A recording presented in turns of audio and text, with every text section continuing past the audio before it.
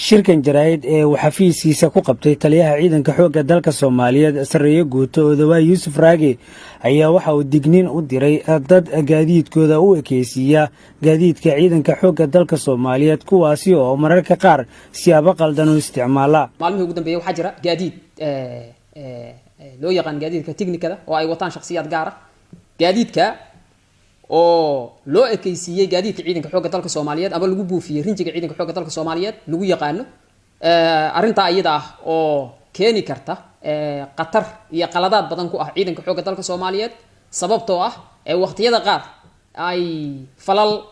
muxuu ahaa ii sheegay anshax darro ah ama dhaqan xumo ay sameynayaan taasoo muujinaysa in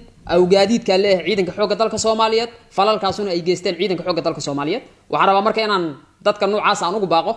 dhammaan cid allaale iyo cid isticmaalaysa gaadiidka tiknikada ah ee ku buufsan calaamadaha ciidanka xoogga dalka Soomaaliyeed lagu garanayo ee aan u diiwaan gashanay ciidanka xoogga dalka Soomaaliyeed cid allaale cid haysata inay ka waantowdo arrinta noocaas ah hadii lagu arkana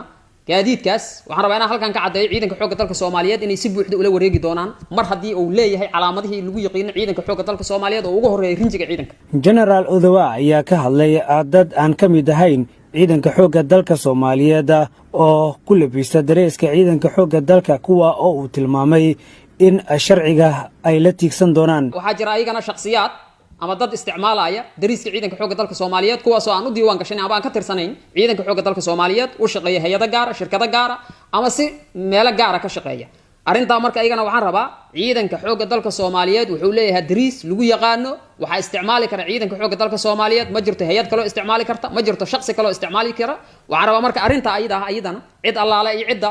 muxuu ahaa ii sheegay arrimaha noocaas ku kacda ee isticmaasha si sharci darro ah ku isticmaasha dareeska ciidanka aydan inaan la tiigsan doono sharciga muxuu ahaa talaabo sharciga waafaqsan laga qaadi doono. taliyaha ciidanka xoogga dalka Soomaaliyeed Sarreeye Guuto Odawa Yuusuf Raage ayaa sheegay in talaabo adag laga qaadi doono maleeshiyada isbaarooyin digta qaar ka mid ah degmooyinka iyo gobolada dalka. waxaa jira maalmihii ugu dambeeyay meelaha qaar isbaarooyin ku soo koray oo ay ku howlan yihiin dad maleeshiyaad hubaysana